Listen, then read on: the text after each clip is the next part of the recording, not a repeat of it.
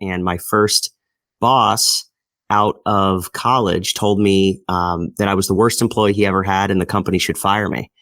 And so that was very difficult to hear. How am I going to pay these loans? All the fears and questions started coming up. And that's when the seed was really planted for me for wanting to become a good leader, wanting to become, really turn things around, be a good employee, learn leadership skills.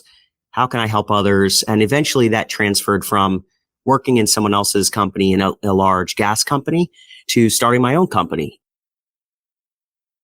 Hello, listener. Welcome back to another episode of Leading with Integrity, the podcast for new managers, first-time leaders working in tech-focused industries or companies who are feeling that pressure of leading teams for the first time, and you're looking for actionable advice, some insights, some real-life stories to help enhance your leadership skills and overcome some of those common challenges. And those challenges are faced by all leaders at various stages in their career, and they quite often come out of some of the failures, some of the mistakes that we make in finding our feet as a leader or manager.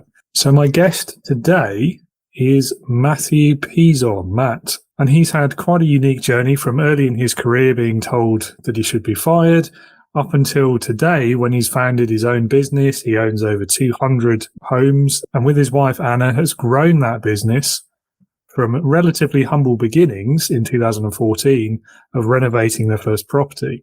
It's a great story. I'll let Matt tell us the background himself. I don't want to spoil anything. But after over a decade of running this as a side hustle, being able to quit your corporate job is a dream for a lot of people. So it's nice to hear a story of someone who's been able to do that successfully. And of course, we're going to hear all about the leadership lessons that Matt has learned over his career as well. Really looking forward to this one because there are so many great little lessons that we can learn from some of Matt's experiences. Taking those first steps into leadership, particularly if you're trying to run your own business at the same time, can be very isolating. As you know by now, hopefully, I'm building a community, an online community to help change that and help address that loneliness at the top. So if you are a new manager, if you are a first-time leader, particularly if you're in a tech space or tech-focused organization, you can join for free for 60 days. All I ask in return for that is your engagement and your honest feedback. So to learn more, you can dive in anytime at www.leadernotaboss.com. And without further ado, let's get Matt on the show and get stuck into this episode.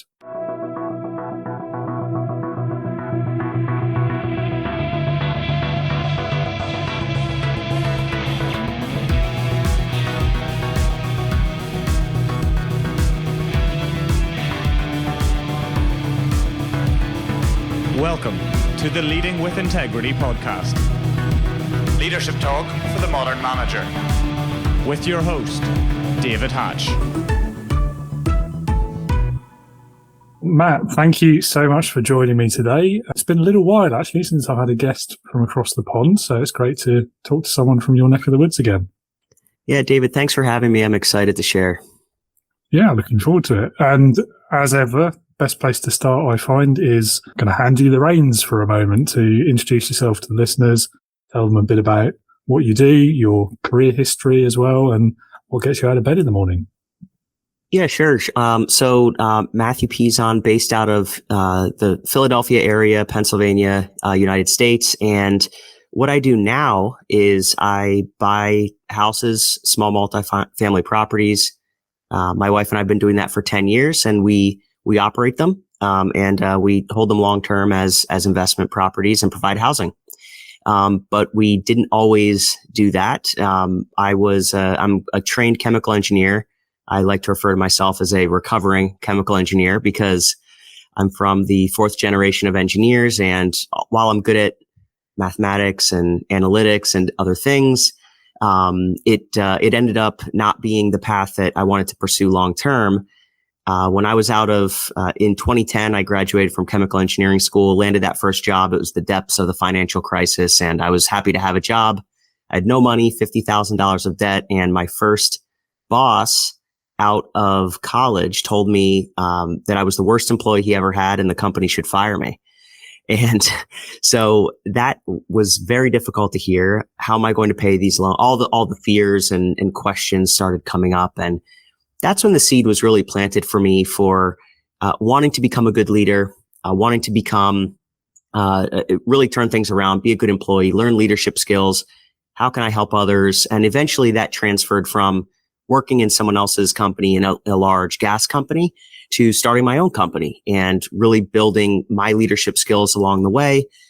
As a startup founder and CEO, I've learned a lot of valuable leadership lessons over the years that I'm happy to share today. And I learned most of them the hard way, so I can share what hasn't worked and being on the receiving end of some poor leadership and what I've done to turn those things around. It's funny, isn't it, how often we learn the lessons from someone else doing it badly. I mean, that boss telling you that you should be fired. I mean, wow, that's shocking leadership. Yeah, well, and the funny thing, and as a CEO today, there were, looking back, it's almost comical, and even how it impacted me, because there were no procedures, no processes. We were building servers. It had nothing to do with what my training was. There was little mentorship or oversight. It was just go figure it out. We'll answer some questions for 30 minutes a week. And, and the management style was ignore, slap. Right. And it just doesn't work. Right. So, I knew that I wanted to, from that point, build my leadership skills and not make other people go through what I went through. Absolutely. And I can only applaud that. The ironic thing is that company, it was a career development program. So, I don't know who the development was more for, the manager or for me, but, I certainly developed a lot and, promised myself not to make others go through those things. So, it was ironic on many levels. Yeah. So, I mean, in a way it was successful. Yeah. It's what not to do. And fortunately, that company, made me go through those things, but paid for their own, they paid for my leadership training through, some unfortunate things, but now I know what to do and what not to do, thanks to, them footing the bill for that. So. Yeah, definitely. Well, it's always best to look on the positive side, I think. That's right. So tell us a bit more then about your journey over the last decade as you've been building your company, and I think you started out renovating properties yourself, and then obviously today I think you've got, hundreds of properties that you're managing? That's right. And owning. Right. And the path was just one house at a time. So, after that initial experience, I knew that I wanted something else for myself. I wanted to eventually be an entrepreneur. The seed had been planted. And I went to business school actually in Europe, to IE Business School in Madrid, Spain. And I did it was a Fulbright scholarship. That's a scholarship here in the US, and, but also international scholars come to the US. It's an exchange program. And I went to business school and I learned about debt. I learned about real estate. I learned about investing, businesses, startups. It's an entrepreneurial institution. And I realized that I wanted to go into entrepreneurship at some point. However, I didn't have the money. I didn't have any of the real world wherewithal at that point to just go from no houses to thousands of homes. So I got back to the States in 2014. After traveling in Europe, I had been all over different countries, seeing different models and how different societies are working, and living in Spain, different things. And I thought, you know what, I'm going back to the States. I want to build this real estate business. I have the knowledge. And I went back to work actually for the same company that boss told me I was the worst employee, in the world, or at the company, for. So, but it's a big company. There was another role. And I thought, look, while I'm launching this business, I want a company to work for that I know and that, is stable so I can be bankable. And I started buying houses one at a time. It was, I was buying houses for 10 years before I finally went out on my own. And it was just one renovation, one house at a time, one deal at a time, one negotiation at a time, and just staying persistent, staying consistent with my efforts, and buying one by one. One step at a time, if you will. That's right. Well, you don't get to hundreds of units by having no units and then going to hundreds of units. Cool. It's one transaction at a time. So, and along the way, I built systems and processes. I started hiring. First, it was one virtual assistant in the Philippines. Next, it was another and another. So it was these building blocks over time and putting pieces in place, human capital, systems, technology, now AI and other things. So just bolting on tools to slowly grow over time. And that's what I did. It was, it was an overnight, quit your job story, 10 years in the making, and even 13 if you include the 3 years before I started buying houses. So all along that time, I learned ways to improve my leadership, and I'm excited to share those things. With the cost of properties, it's probably not something you can just literally do overnight, is it? So that's logically, right. That all makes sense to me. Yeah. Well, that's right. And each market is different. So I should preface my upcoming comments with, depending on your market and depending on what real estate is like in your area, the model that I did may or may not make sense, but there are, for the listeners' areas, however, it could be any type of business. I mean, the principles are the same. So, real estate was the vehicle that I chose, but the business principles are the same regardless of which sector you're in. And so why did you choose real estate? Because that feels like quite a high barrier to entry when you're first starting out. Yes. And it is. So when I got back so why real estate is because, I saw that there are so many benefits. I had been putting money into like a 401k savings plan here in the States, they call it. And, I had to put in all the money. And then once you factor in the taxes later on the distributions, once you factor in that the rate of the returns are on 100% of your money, there's no leverage. When you factor in, so inflation and other things, there's very little left. I mean, you might have a 1 to 2% net return, maybe 3 on average, and that's just not enough to move the needle. So I knew I needed to do something different. That was after 3 years of plowing everything I could into a 401k. And then I understood leverage when I went to business school. I understood that if I put down 20% of the value of a property, or we have FHA programs here, I put down 3.5%. I could control the entire asset, get all the upside, but only put in 3.5% of the capital to buy that asset. And as long as the rents could support the debt, I saw only upward potential, which was at the time scary because 2014, there were still many foreclosures. Real estate was a scary time back then. So, but I started piecing together those themes in business school, and I never would have gotten exposed to real estate if it weren't for IE Business School, and entrepreneurship. So the message is education, and podcasts like this. There's YouTube. I mean, it's the internet's the great equalizer. So getting educated is the key. Well, obviously, I'm going to agree with that. I'd be stupid to say anything else. Yeah. I think there's quite a lot of business owners out there, certainly, who could stand to remember, that slowly but surely approach is valuable. Now, just because it's kind of a necessity in real estate doesn't mean that it's not a useful approach in other areas as well. So I think quite a few, and I've done this. I'm sure everyone's done it. Everyone who's a business owner anyway. You get overexcited, don't you, with the potential that you see or the problem that you want to solve, and you try and run before you can walk. And then before you realize it, sometimes the money's run out or something else has fallen out under your feet and it's all gone wrong. That's so true. In fact, before this recording, I was just working on a framework for my team to avoid just that, because I'll get excited about something, jump in, and then they have a hard time. Well, but Matt told me to do this yesterday, this, and this. How do I prioritize these things? So I want to give them a framework to prioritize, and also I need to restrain myself at times too. Okay, we're working on enough. Let's not pile more on. I'll just confuse people. So that's something I've been working on recently as well, that I'm not always the best at. Yeah, I think the first step is recognizing the problem, though, isn't it? As with everything. Yeah, well, that's right.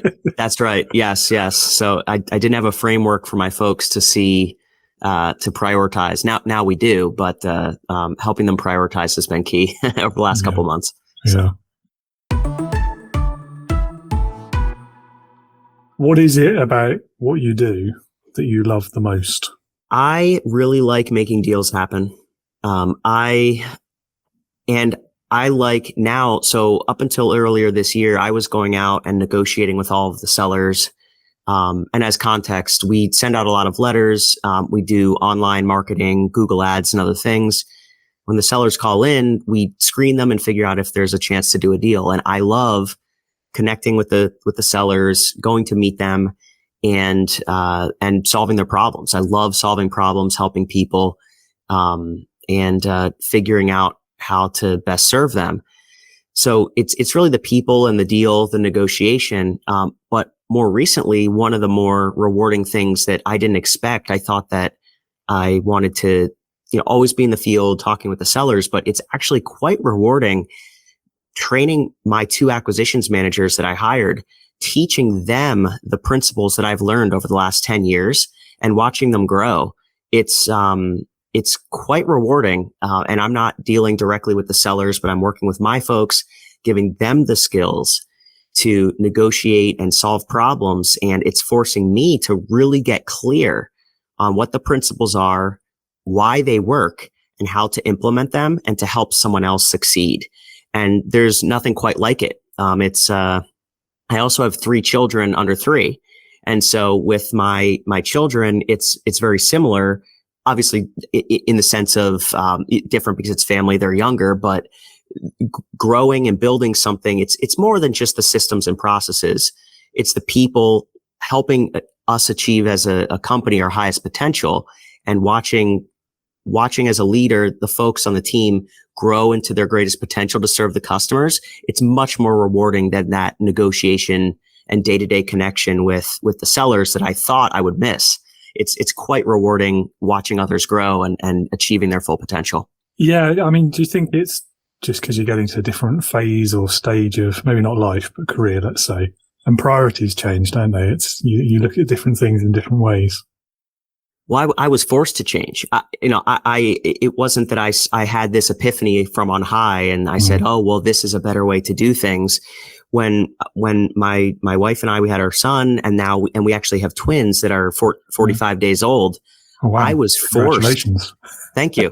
I was forced to really hone in on my leadership skills. And of course, there were at least 9 months there, right, where I could prepare and start hiring and things. So it wasn't a surprise, but earlier this year, I was 2023. I was forced to, okay, it's make or break time, because I'm not willing to compromise time with my family. That's a non-negotiable for me.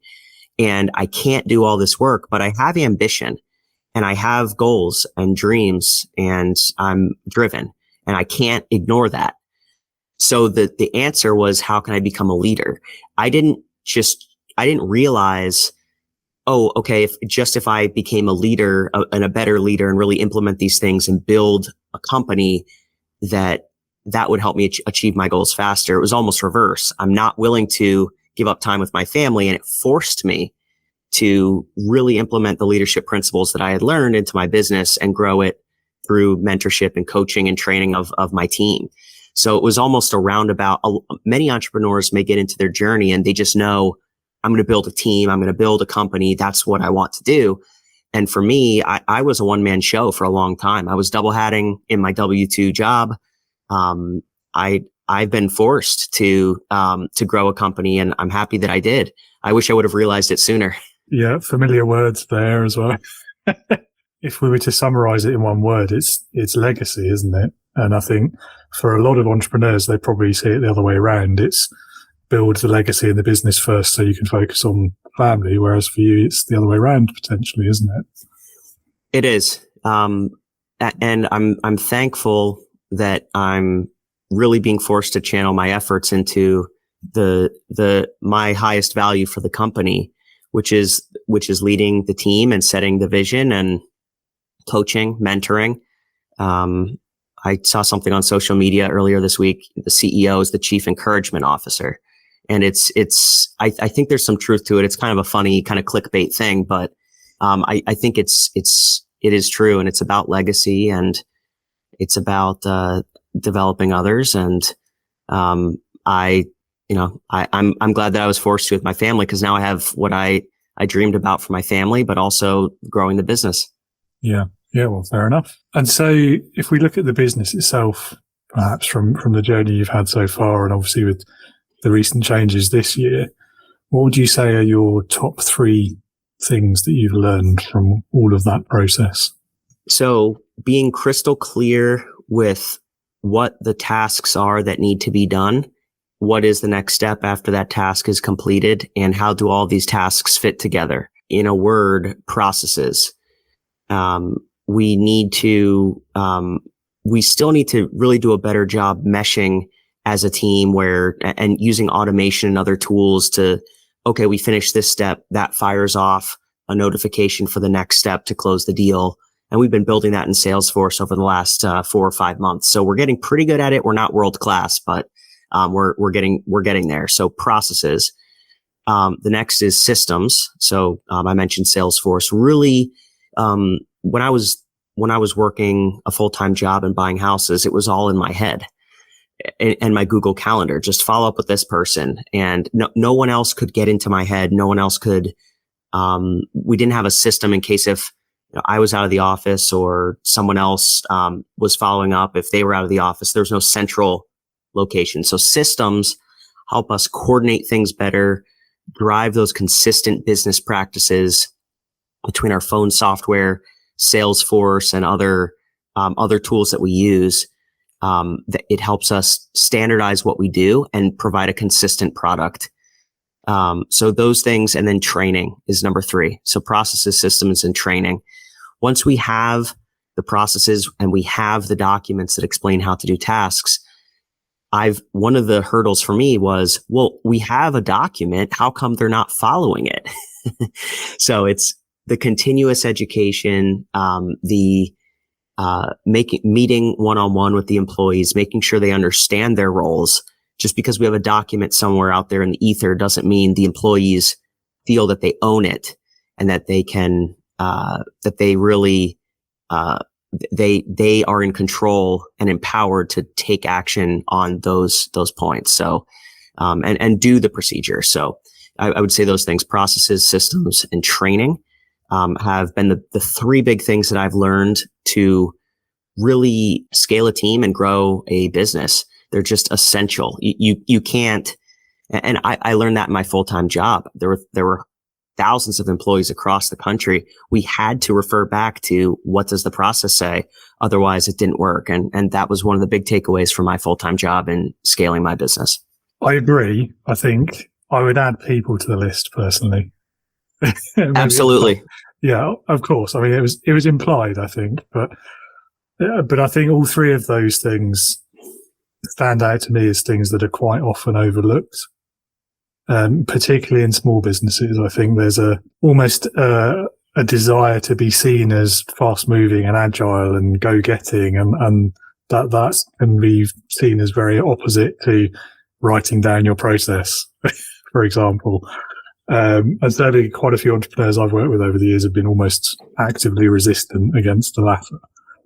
But I think the value in it, over and above what you've said as well, is it's almost like creating built-in redundancy, isn't it? So if someone gets ill, or they're hit by a bus, or the CEO has to retire for some reason, or any critical person in that process chain is suddenly removed from it, if you've not done these things, if you've not got the processes written down, your systems in place, and everyone trained on how to use them, then you've got a gap, you've got a bottleneck, and suddenly the process falls over.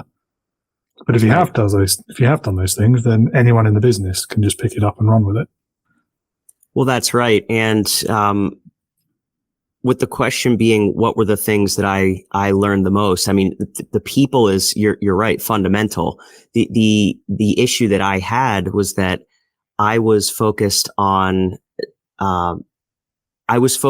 really investing in training in the folks, and I didn't have a long-term sustainable solution to coach them, to empower them to, and so the three things that I mentioned are the base to really invest in the people. It's almost a backdoor. It almost seems counterintuitive. A lot of folks that I've seen, they spend a lot of time. They'll do, team building events and let's build relationships, and that stuff is great. Employees need that. They need to feel connected, like they have a network. But what I learned is that gets so far. And then when there's chaos, that doesn't really build people, or they don't have tools and resources, it kind of leaves them with a sense of things are lacking. So 100%, I mean, the people are the most important. The things that I focused on for my answer are more on just the ideas of how do we support them and train them. Yeah, no, absolutely. I get it. And I think I guess we're talking about the what and the why versus the how almost, aren't we? Yes, that's right. Yeah. And they're all, if you don't have any single one of those, then it's probably not going to work. But that's right. Or at least not when times get stressful anyway. What advice then would you offer a listener, having been there yourself and done this quite successfully, who is maybe considering taking that leap into their own business or starting a side hustle, in inverted commas? Not a huge fan of that phrase, but it is quite descriptive. And they're maybe not sure about where to start or whether they should do it at all. Yeah, I think first it starts with introspection. So what do you really want? What's your why? What do you want to accomplish? For some folks, starting a side hustle doesn't make sense, and that's okay. For others, it may be exactly what they want to do, but they just don't know where to start.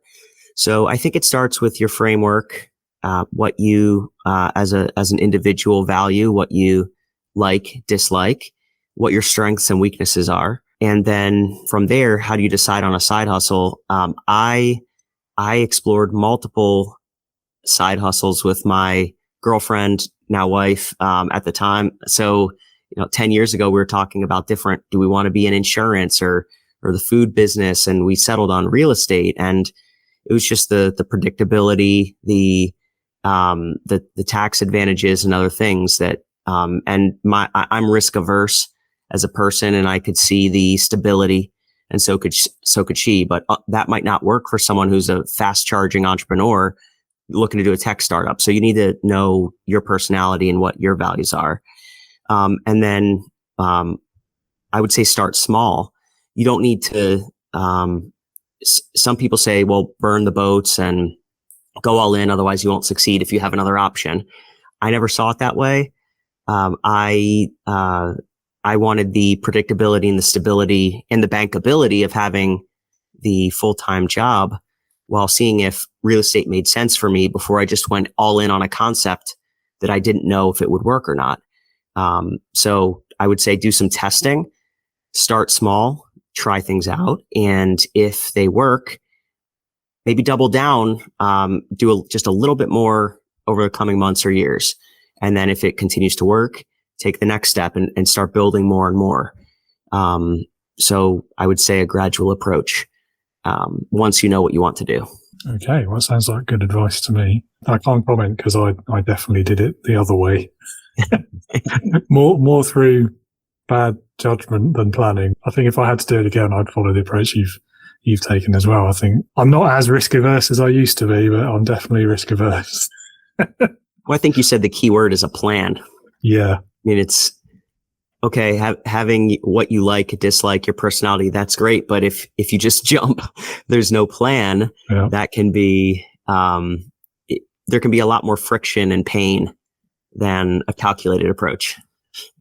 Yeah. I think as well, when it's your only source of income, figuring it out as you go is uncomfortable. Let's say. I found that's right, and I found that it was a lot easier to grow a business when I had access to capital through borrowing with lenders, and so I said. I didn't think of myself first. Well, what do I want to do? I thought, well, who am I serving? How can I serve more of those folks? And it came back to getting loans. It's a leverage game. It's a borrowing debt structure. So what do I need so if I want to serve more of those folks, and in order to do that, I need to get more money, what do I need to do to get more money? It was have a job. So you don't have to do that, but that was the way, that I chose to do things, because I could get great financing terms. I could cash out refinance because I had a job that maybe if it were a riskier borrower, the lender wouldn't do that. So it was this catch-22 where I couldn't devote all my time to real estate because I was working a full-time job, but I needed the job to get the loans to buy more real estate. So that's why I held on in both spaces for so long. But I'm not saying that's for everyone, but it was certainly a planned approach. Practicality has to almost be the priority, doesn't it? In a lot of respects, you can only do what you can do, to make it a bit cliche. But sure. Well, and it's true, because if the feeling of that, that inspiration, I'm going to go change the world, that feels good for about 30 minutes. And then you get hit with rejections for financing, and you get hit with, oh, I trained an employee for 2 months and they quit, and all these setbacks. And so really taking a calculated strategic approach. Where am I going? How am I going to get there? Mapping it out, taking that time, take a day or two and really think through where you're going and how you're going to get there, because you will figure out those lessons one way or another. And the principles are always the same, and you might as well plan up front. Otherwise you'll learn the lessons the hard way later. Trust me, I know I've made a lot of mistakes in my career, and taking a little bit more time to plan and try to see just a few more steps down the road could have saved me a lot of heartache and loss. What is it? If you fail to plan, you plan to fail. There we go. Yes. Yes, that's right. I've done that. I think everyone's done that at some point in their lives. Yeah, I guess the important thing is not to do it in a way that's not recoverable. Well, that's the thing. And I've watched people close to me and some business colleagues blow themselves up, trying to go too big, too fast. And, it's just, a calculated approach can save you from a lot of those things if you can stay pragmatic, practical, planned. But it's hard because you get excited and you want to jump steps. Indeed. You're fighting the two sides of human nature, aren't you? Yes. What do you think is the biggest leadership lesson that you've learned from your whole career so far? If I'm not leading myself, I can't lead others.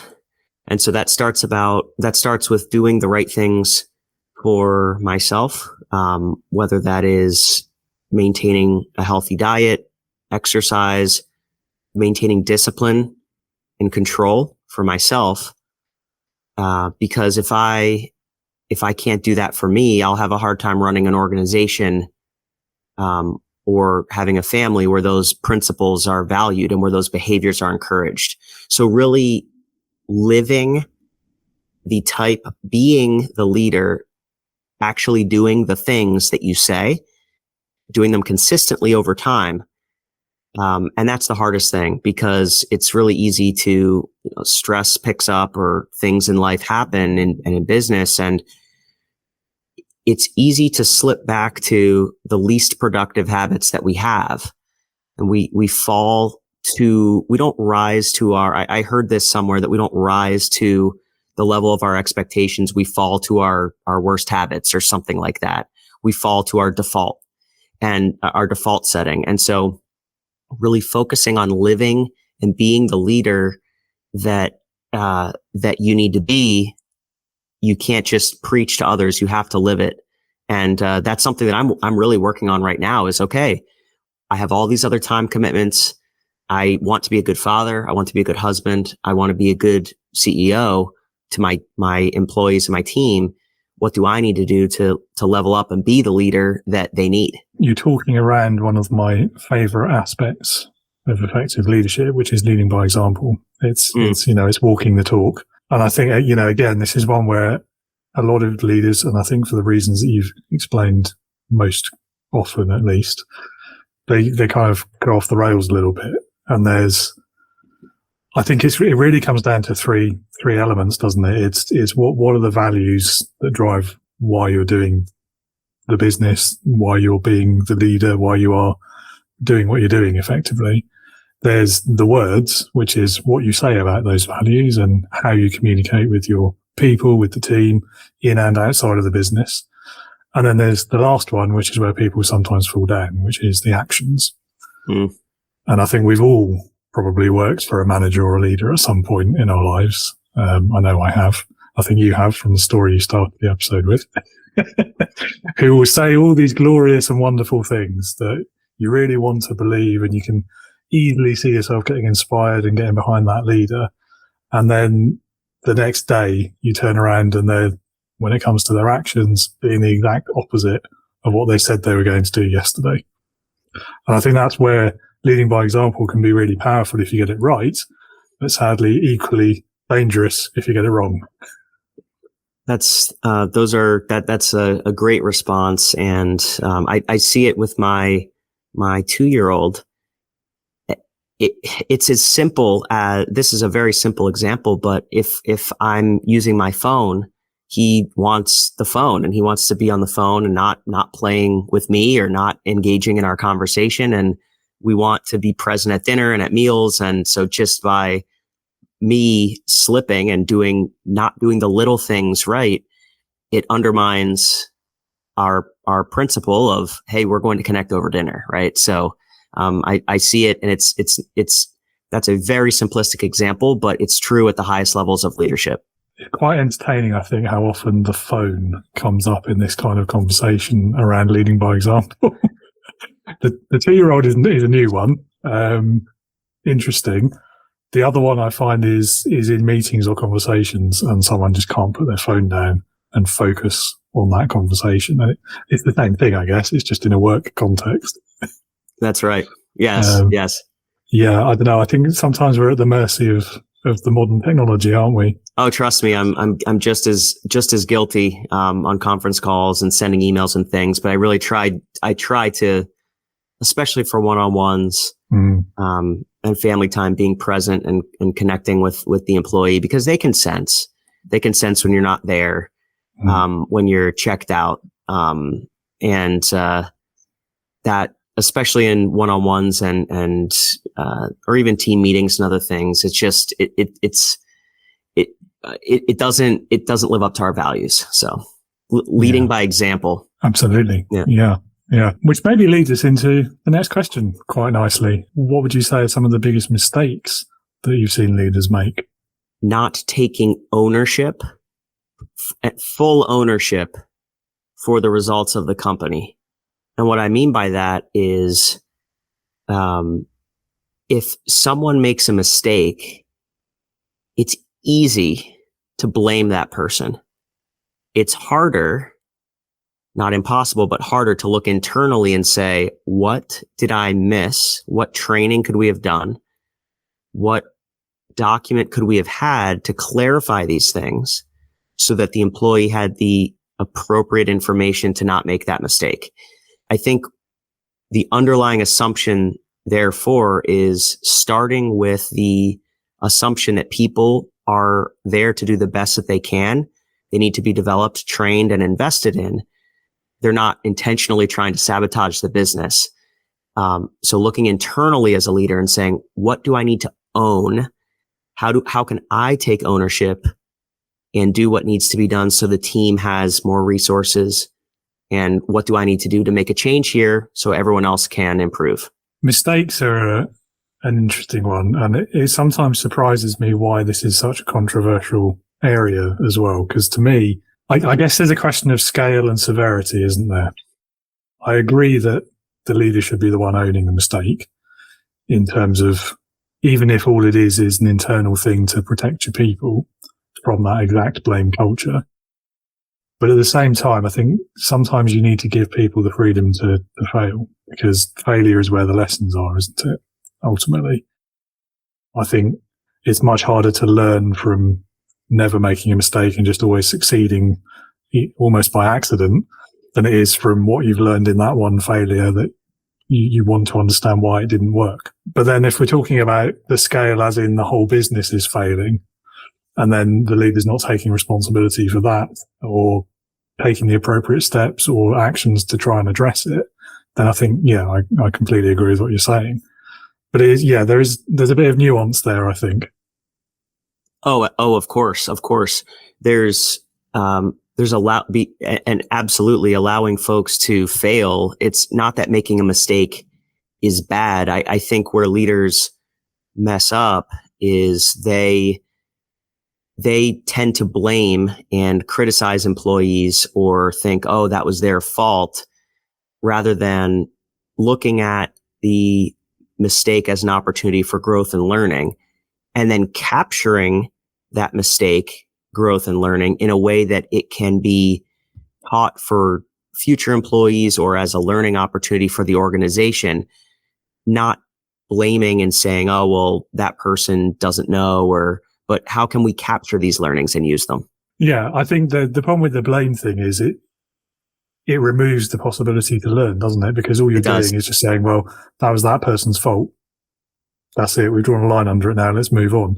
And you've not really, as you say, you've not understood why that went wrong, what you could do differently, what the lessons are, what we can grow from. And so you've lost that opportunity. And more often than not, that same mistake will happen again in a week's time or a month's time. That's right. If you had to choose one feature, one behavior, let's say, that you would most associate with successful leadership, what would that be?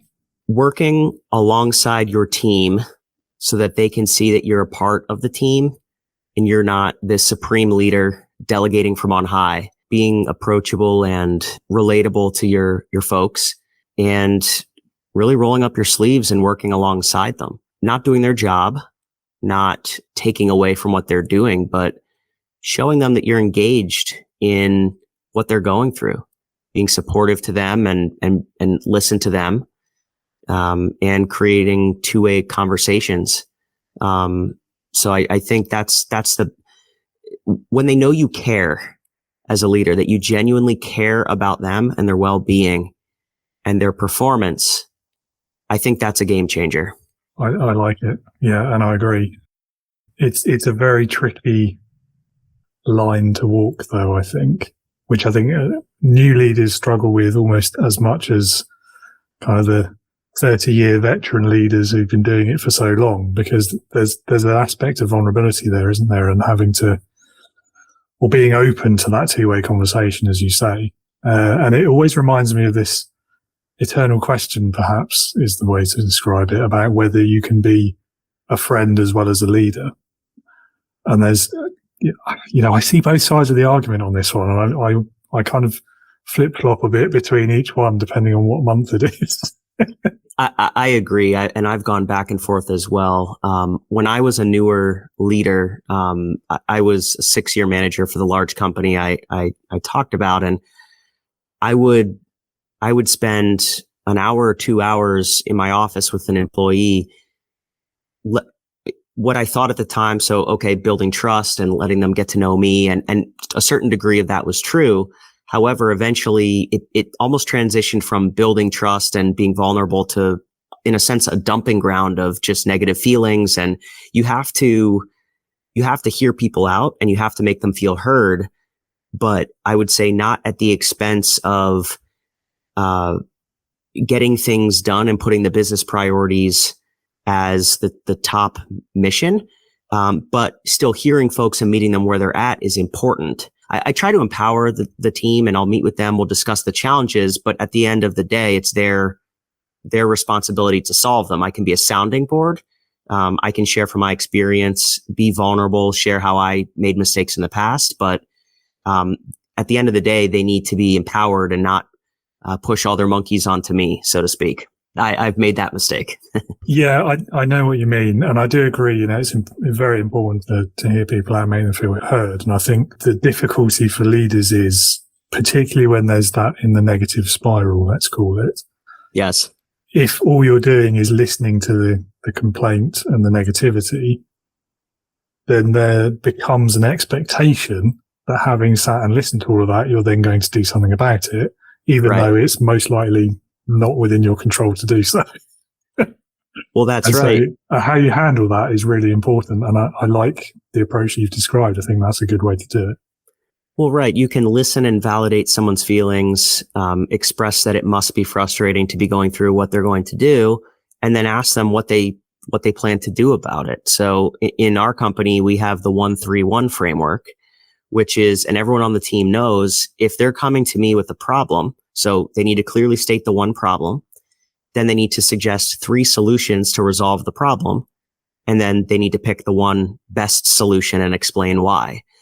I got caught up in hearing folks out for the sake of wanting to build connections, which it did, but also reinforced the behavior that Matt will take on all these problems that I bring to him. And I've over time shifted things back to the person bringing the problem to say, what can you do to solve that problem? And not just trying to connect for connection's sake, but for a practical outcome that benefits the team and the business.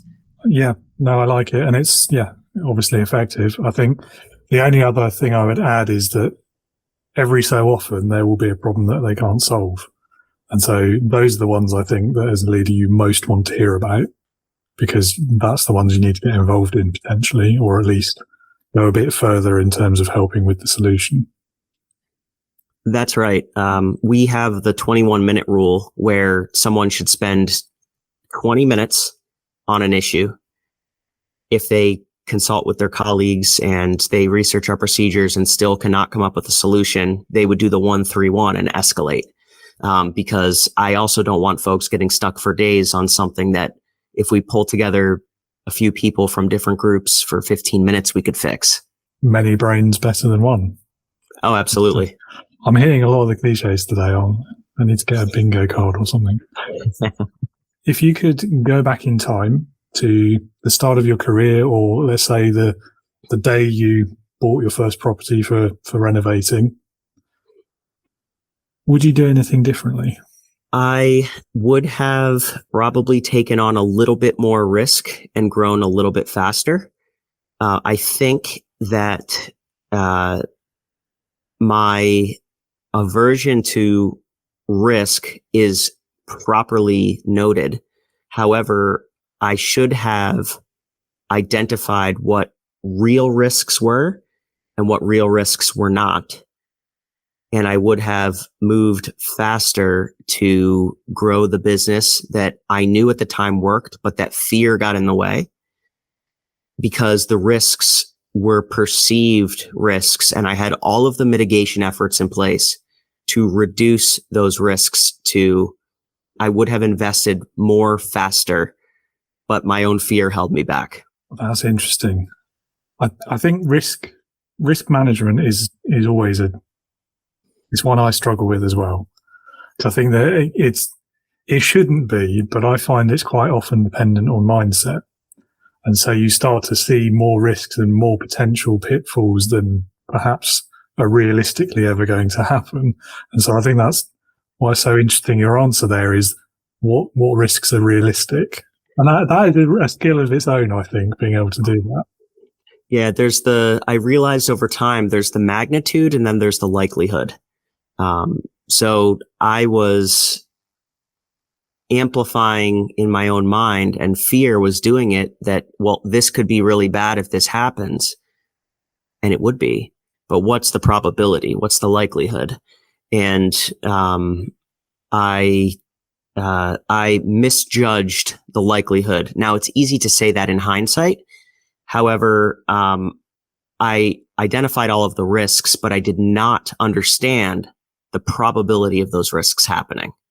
Had I understood that component to risk mitigation, it may have been a game changer for me.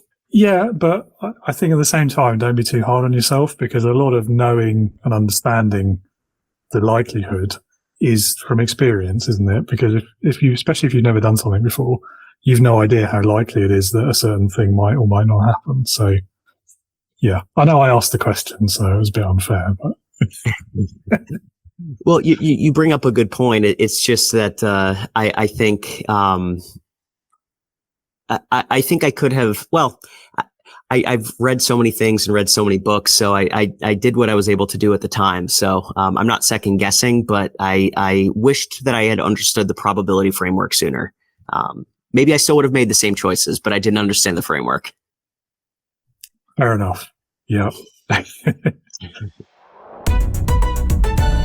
Leadership Heroes. Okay, well, I've only got one more question for you, and this is my favourite question. Everyone gets asked this one because it's my favourite question. It's called Leadership Heroes. So if you had to pick one person, they could be anyone you like, alive or dead, past or present, real or fictional, if you like as well, who in your opinion would perfectly embody leadership, who would that person be and why? Well, he's definitely not perfect. But he did some great things and built great companies. Sam Zell, late Sam Zell, passed earlier this year. The author, so he's basically the founder of the REIT industry. And I think it was a pioneering concept at the time, pulling together all these funds, and basically making publicly traded stocks out of real estate. And to do that, and the challenges that his family overcame, just to get to the United States, during World War II, and the journey they went through, and then what Sam was able to create. He's definitely made a great impact on me. I've read his book, Am I Being Too Subtle, many times. And, I think he's a great leader for what he accomplished and built. Again, not perfect. He's somewhat of a polarizing person, but I see the good side of Sam. Okay, interesting. Not one I'm familiar with. You have to tell us a bit more, I think. You say he was quite polarizing. Can you tell us a bit more about why? Well, he was very direct, and very just to the point, and just very driving. He was driven to succeed. He knew the opportunities in front of him, and he went for them. And he wasn't a builder. He bought existing assets, and it was really a different type of thinking, and just rather driving. He pushed his team hard, but it came from a place of caring and going for what he wanted to achieve. And given the industry that he's in and the industry you're in, I'm guessing there was an inspiration there as well. It is. A lot of folks ask me too. They say, well, are you looking to build? Are you looking to develop? And Sam didn't do much of that. So he would buy existing assets, and that's what I do, repositioning assets. And, I think it's a great model. He raised capital, and I haven't done that just yet, but he's been an inspiration for me. Excellent. Well, I think that's quite a good answer. I'm going to have to go away and look him up and maybe read his book as well. Yeah, lots of great principles, not just for, it's for life, and not just for real estate, but, I really respect him.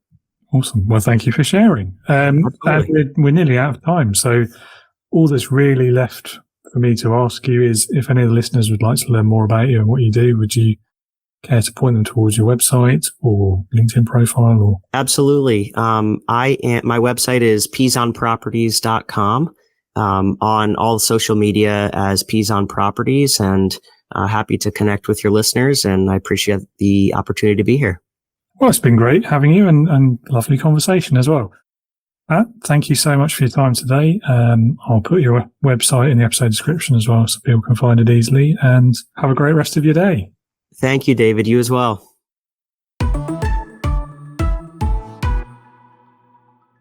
Well, listeners, I hope you were inspired by Matt's story, and I hope you've taken loads of important learnings from his experiences today. If you would like to learn more about Matt, what he does, if perhaps you live in his area and you're looking for somewhere to move to, I've popped his website in the episode description so you can find that. Reach out. I'm sure he'd love to hear from you. Thank you so much again to Matt for his time today. Great conversation. Loved hearing all those stories, and I had fun. So I hope everyone else did as well. And once again, listeners, it can be lonely at the top, but it doesn't have to be.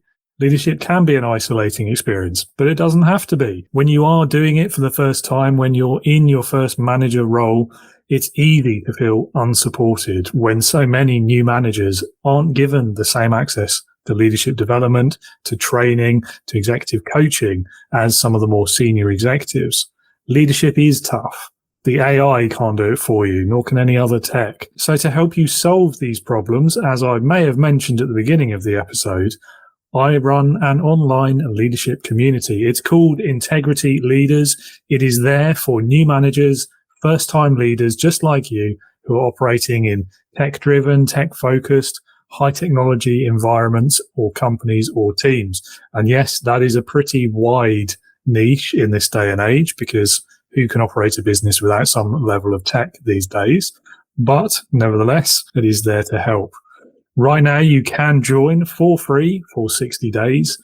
All I ask in return for that is that you engage with the community, get to know some of the other members, have a look at some of the content, take some of the training courses, all of it's included, and then give me your honest feedback because it is a relatively new thing. We are trying to improve it all the time. And so we do need feedback from managers and leaders just like you. So to find out more, visit www.leadernotaboss.com. You can sign up there for the newsletter that accompanies this podcast.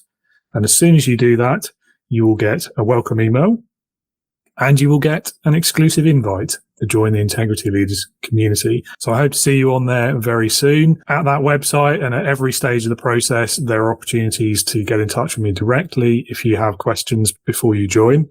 Or failing that, my LinkedIn profile is also in the episode description, as is the web address that I've just given. So reach out anytime. Always happy to hear from you. And as you might have guessed from the existence of this podcast, I always am happy and excited to talk about leadership. So don't be afraid to reach out for just an informal chat. Always happy to do that. That's almost all I have time for. I hope you'll join me again next week. We're staying in the real estate world, although a slightly different side of it. And I'll be interviewing Mike Cading of Norhart, and we'll be hearing all about his unique, different, forward-looking, very modern approach to leadership and management in the construction industry. So rather at the other end of the real estate market. It's going to be a very interesting conversation. There's all kinds of very cool ideas that he's implemented in his business, including, for example, unlimited paid time off, which is pretty rare generally, but especially so in the construction sector. So we'll be hearing about that experience and how that's gone for the company, what he's learned from it, and many more lessons besides. So I hope you'll be there with us and listen along. Until then, don't forget to avail yourself of all of the links in the episode description. Stay safe. I hope your 2024 is continuing to be off to a great start, and be a leader, not a boss.